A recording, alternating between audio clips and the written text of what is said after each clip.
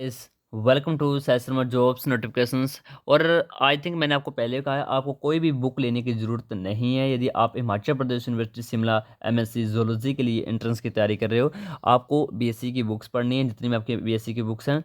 और most important जो topic wise question है वो आपको मैं डेली करवा दूंगा, ठीक है। जिसमें आज हम स्टार्ट करेंगे सेल बायोलॉजी। इसमें थोड़ा सा थ्योरेटिकल पोर्शन है, उसके बाद एमसीक्यू क्वेश्चन है। थ्योरेटिकल पोर्शन मैं आपको नहीं करवाऊंगा, क्योंकि इसमें जो पढ़ने वाली चीज़ें हैं ये मैंने ऑलरेडी आपके टेलीग्राम चैनल पर अपलोड कर दी हैं, ठीक है। उसमें पीडीएफ, आप इस पीडीएफ को डाउनलोड कर लेना, ठीक है, और पढ़ लेना। क्योंकि ये वीडियो बहुत लंबी चल जाएगी यदि मैं हर एक टॉपिक का मैं यहाँ पर थ्योरेटिकल पढ़ाऊंगा, तो ठीक है। तो मैं एमसीक्यू क्वेश्चन ही करवाऊंगा। बट ये जो टॉपिक है मैं आपको सेंड कर रहा हूँ टेलीग्राम चैनल पर, फ्री है, कोई आपको पैसे नहीं लगेंगे, आपको बस डाउनलोड करना है वहाँ से। द स्ट्रक्चर नाम इसका। और इसमें आप तो देखो, सबसे पहले है द सेल के बारे में।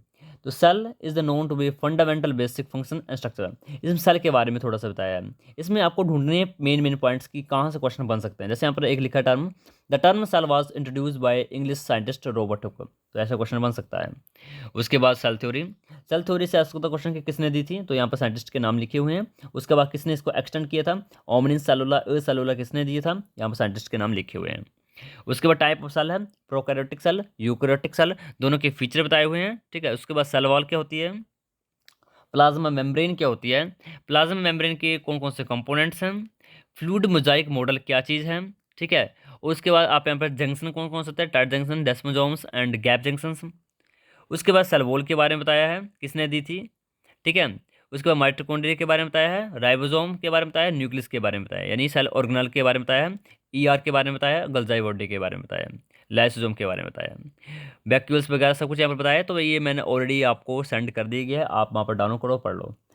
चैप्टर की एक्सरसाइज पे हम चलते हैं, यानी एमसीक्यू क्वेश्चन पर चलते हैं। तो पहला जो क्वेश्चन है वो है लाइसोसोम्स आर दे। लाइसोसोम्स क्या है, digestive centre, respiratory centre, excretory centre या एनर्जी सेंटर। इजी क्वेश्चन है। हम चलेंगे इजी से एडवांस। आज हम कर रहे हैं सेल बायोलॉजी का फर्स्ट चैप्टर इजी। कल मैं पढ़ाऊंगा आपको हाईली टफ। हाईली टफ बोल रहा हूँ मैं, क्योंकि मुझे नहीं पता कि लेवल कैसा होगा, इजी होगा एडवांस होगा, हम दोनों देखेंगे। इजी भी पढ़ेंगे, एडवांस पढ़ेंगे। आज इजी पढ़ रहे हैं, कल एडवांस पढ़ेंगे। कल की वीडियो होगी काफ़ी एडवांस होंगी, एमसी क्वेश्चन होंगे तगड़े लेवल के, ठीक है। तो लाइसोम्स का जो राइट आंसर ऑप्शन नंबर ए, डाइजेस्टिव सेंटर, और डाइजेशन में हेल्प कराना है ये।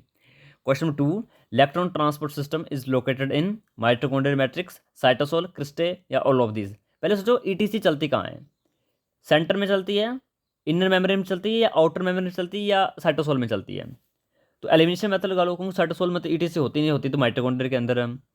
अब माइटोकॉन्ड्रिया की मैट्रिक्स में होती है या इनर मेम्ब्रेन पर होती है, तो वो होती है इनर मेम्ब्रेन पर। तो इनर मेम्ब्रेन का दूसरा नाम क्या है, क्रिस्टे। तो क्वेश्चन घुमाए होते हैं, आपको समझना है। क्वेश्चन नंबर 2 का right answer option number C. Question number 3, the acrosome of sperm is formed from the. अब जो एक्रोजोम है स्पर्म का, वो किस ऑर्गेनल से बना होता है, कंडेंसेशन आपने पढ़ी होगी वहां पर। माइटोकॉन्ड्रिया, सेंट्रोल, सॉरी सेंट्रोजोम, लाइसोजोम या गल्जाई बॉडी। तो इसका जो इजी आंसर है, ठीक है, वो है आपका Golgi body. Question number, sorry interpretation. Question number 4, the percentage amount of integral protein of the plasma membrane. आपने पढ़ी हुई दो टाइप की प्रोटीन्स, इंटीग्रल एंड एक्सटीरियर, यानी जो बाहर होती है और जो अंदर होती है, ठीक है।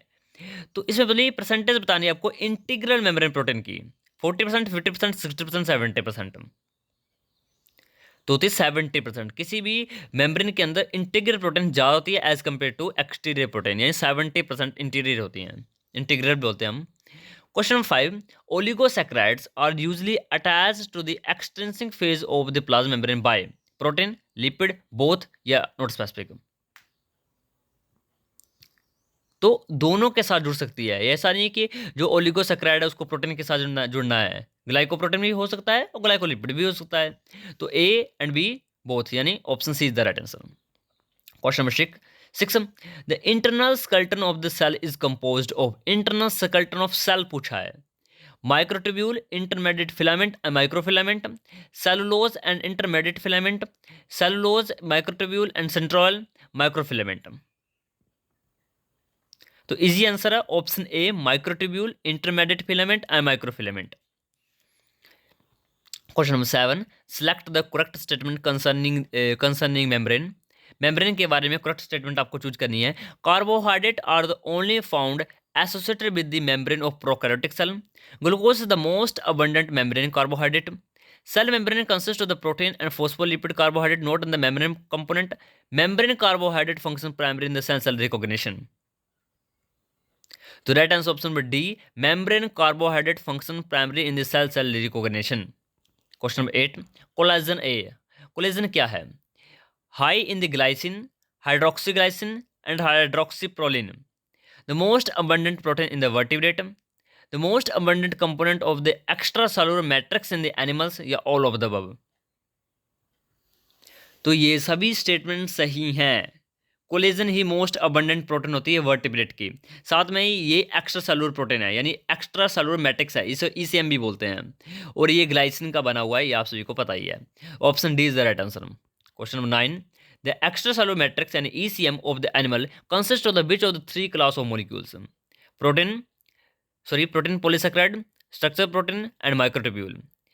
Structure protein lipid bilayer adhesive glycoprotein, lipoprotein polysaccharide adhesive glycoprotein, या स्ट्रक्चर प्रोटीन पॉलीसेकेराइड या एडेसिव ग्लाइकोप्रोटीन. तो इसका right answer option number D. Question number 10. The fluid mosaic model of the plasma membrane given by Singer and Nicholson is applicable to only prokaryotic membrane, only eukaryotic membrane, only to the organelle membrane, या both? A and B.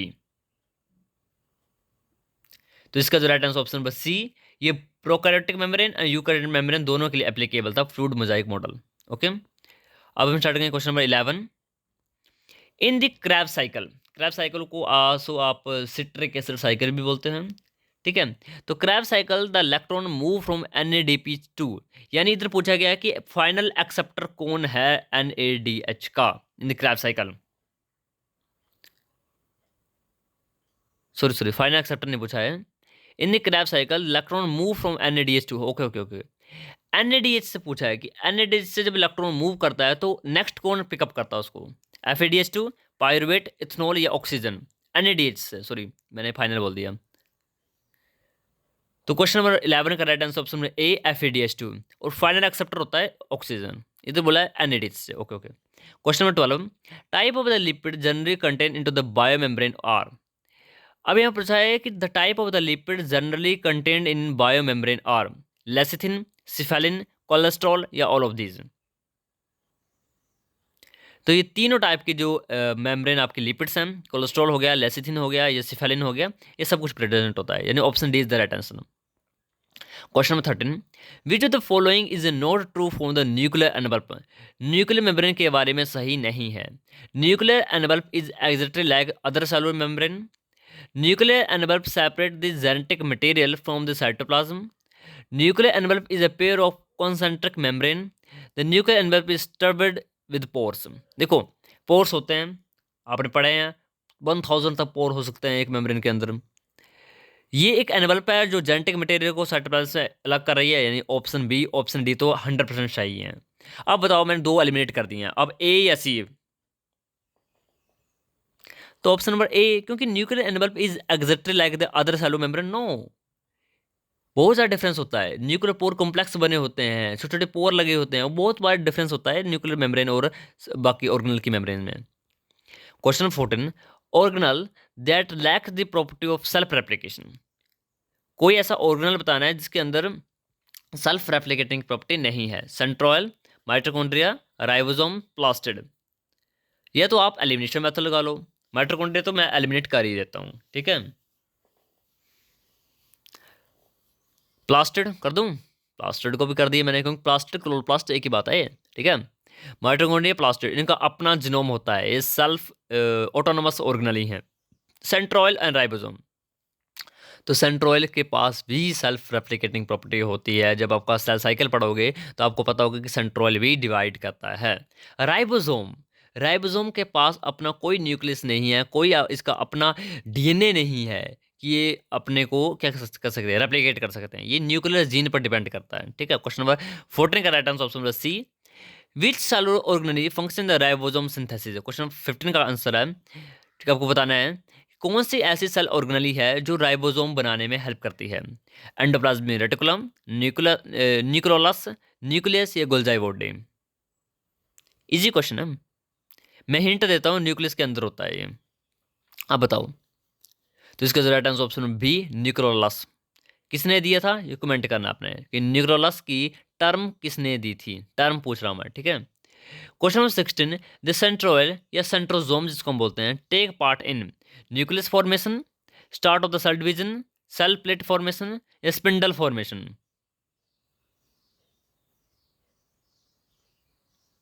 तो है help करता है spindle formation में। Question number 17, Golgi vesicle are move toward concave side, convex side, equally distributed, none of this. ये पूछा गया है आपके डायरेक्शन के हिसाब से। देखो आपसे को होगा जो गुलजाई वो डी उसकी वो ट्रांस गुलजाई और सिस गुलजाई दो फेज होते हैं। तो गुलजाई वेसिकल मूव किस तरफ करता है, ट्रांस की तरफ या सिस की तरफ, यानी कनकेव की तरफ या कन्वेक्स की तरफ। तो वो मूव करता है कनकेव की तरफ, ठीक है। Question number 18, which of the following so the selective permeability, selective permeability पूछी है। Cell membrane, cytoplasm, cell wall या प्रोटोप्लाज्म। देखो एक होता है सेमी और एक होता है सिलेक्टिव परमेबिलिटी। क्वेश्चन आते हैं, plasma membrane is a semi permeable membrane या plasma membrane is selective permeable membrane. तो प्लाज्म मेम्ब्रेन क्या है, सेमी परमेएबल है या सिलेक्टिव परमेएबल है। क्वेश्चन नंबर 18 का आपको बताना है।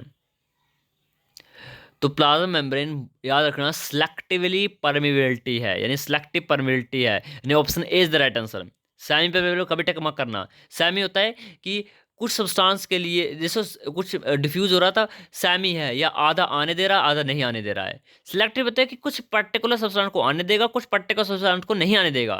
सिलेक्टिव है यानी सेलेक्ट कर रहा है किसी को आना है किसी को अंदर नहीं आना है।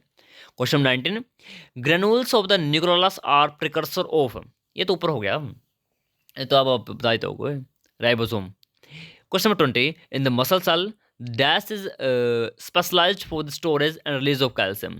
मसल सेल में कैल्शियम कहाँ पर स्टोर होता है, स्मूथ ईआर में, रफ ईआर में, गुलजाई में या कॉन्ट्रैक्टाइल वैक्यूल्स में। तो रहता है स्मूथ ईआर में, ठीक है। Cytochrome oxidase and cytochrome C deficiency in the mitochondria cause. अब देखो साइटोक्रोम ऑक्सीडेज होता है आपका ईटीसी में आपने पढ़ा है। अब इसकी डेफिशिएंसी हो जाएगी तो क्या होगा, Menkes disease, Kearns Sayre syndrome या मैंकी डिजीज बोलते हैं इसको भी, किर्सन सायर सिंड्रोम या Leber optical neuropathy, A B C D. तो इसका राइट आंसर ऑप्शन बी आपका ए और सी दोनों डिजीज होगी, यानी option B is the right answer.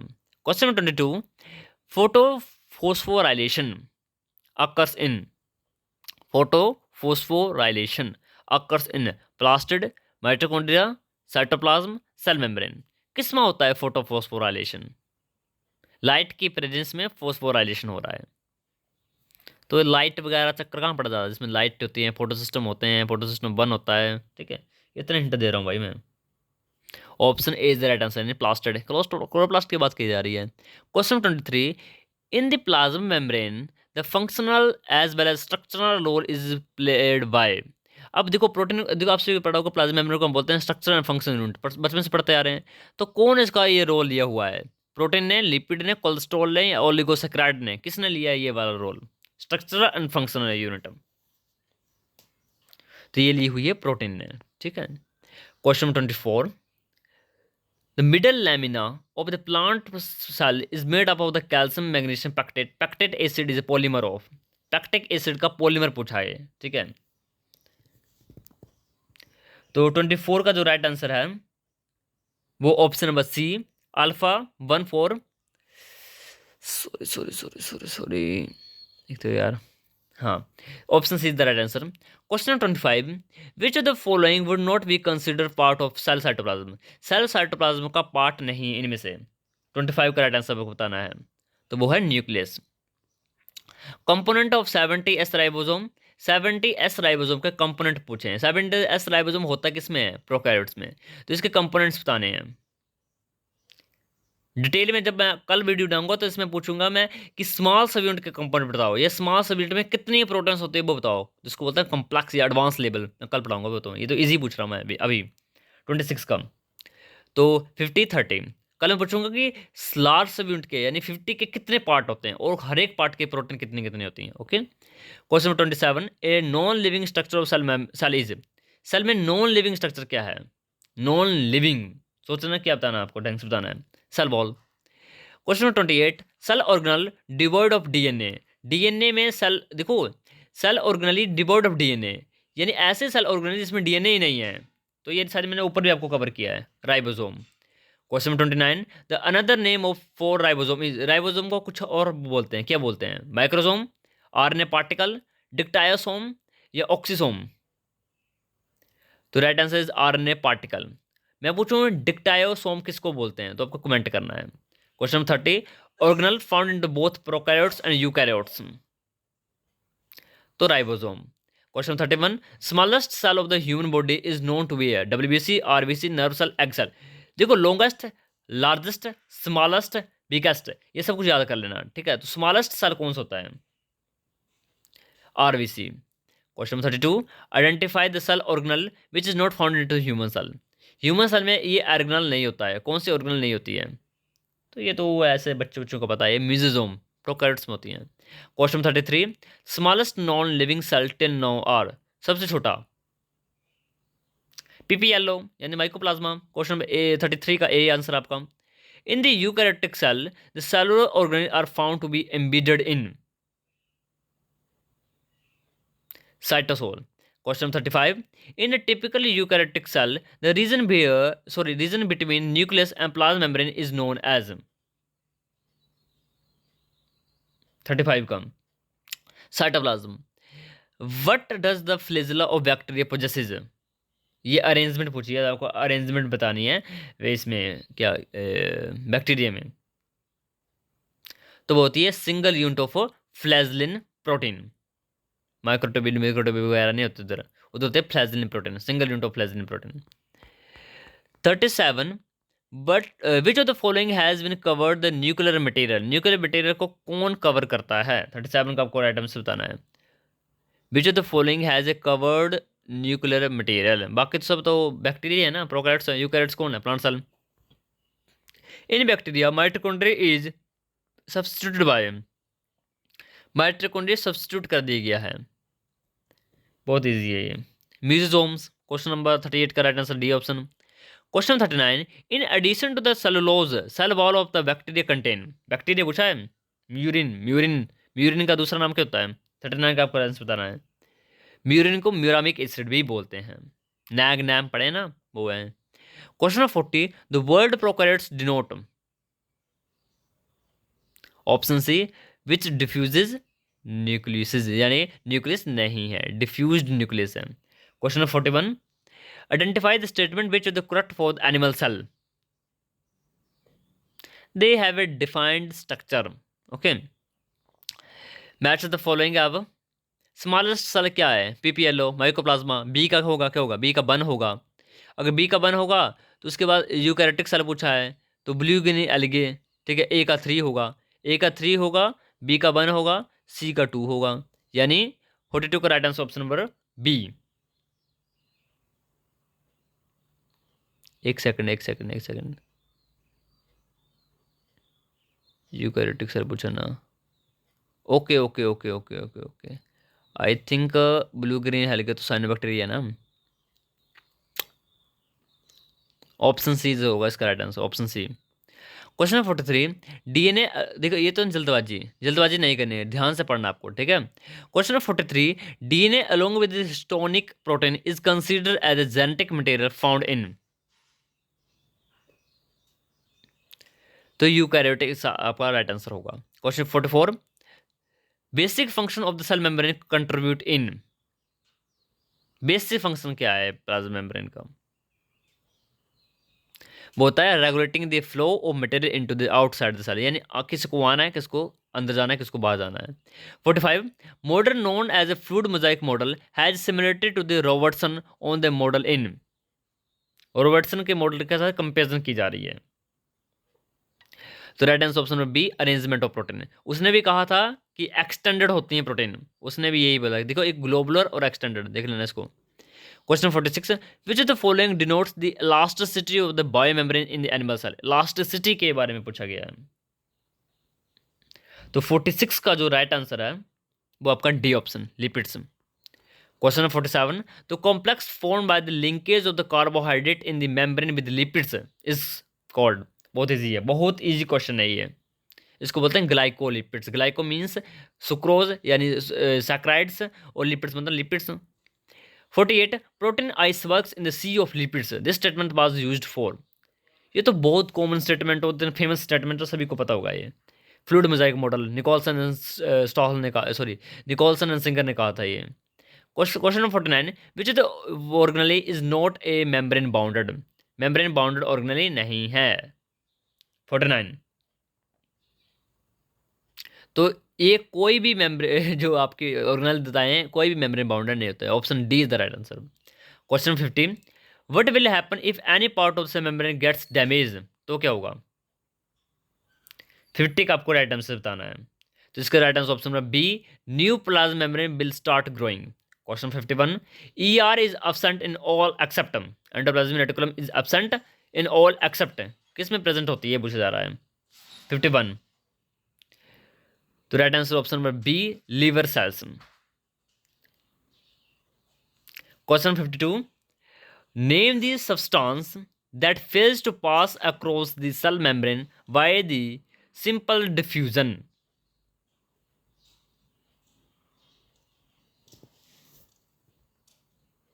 तो कहाँ चले थे हम, क्वेश्चन नंबर 52 में चले थे शायद, है ना। तो इसका right answer option number D, hydrogen. Question number 53, Golgi complex originate from, Golgi complex कहाँ से ओरिजिनेट होता है। 53 का right answer option number D, ER, ER के टुकड़ों से ही ये गुलजाई बनता है। ठीक। Question 54, what is the common between chloroplast, chromoplast and leucoplast, इनमें सब में कॉमन क्या है, कॉमन पूछा है। Option D is the right answer, देख लेना। Which of the following subunit of the ribosome is composed of 23 sRNA, 5 sRNA and 32 different proteins?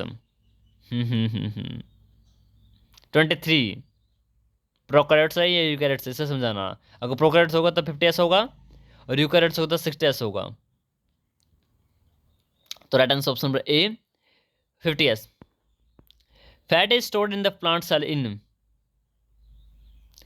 तो spherosomes, option C is the right answer. Plant cell इतना पूछेंगे नहीं आपसे। Question 57, the membrane around the vacuole is called as, ये पूछा था, ये पिछले बार क्वेश्चन आया था, बहुत इजी क्वेश्चन है, मोस्ट इंपॉर्टेंट क्वेश्चन है। वैक्यूल की मेम्ब्रेन कौन सी होती है, तो उसको बोलते हैं tonoplast. Question 58, structure of the nuclear animal facilitate the, तो option D is the right answer. Question 59, which of the following phenomena is commonly referred to the cell drinking, तो इसको बोलते हैं पिनोसाटोसिस। और अगर मैं सेल ईटिंग की बात करूं तो उसको बोलते हैं phagocytosis. Question number 60, which of the following is not connection between the plasma membrane and of the adjacent cells, नहीं है। टाइट जंक्शन का एग्जांपल, सॉरी जंक्शन का एग्जांपल नहीं है। तो ट्रांसवर्स जंक्शन, ये कोई सुना है, नहीं सुना ना, तो ये कोई नहीं है। ठीक है, तो दैट्स क्लोज। पीडीएफ आपको मिल जाएगा टेलीग्राम चैनल पर। वीडियो को शेयर करना है और बाकी रेडी रहना कल के लिए। ठीक है, thank you and have a nice day.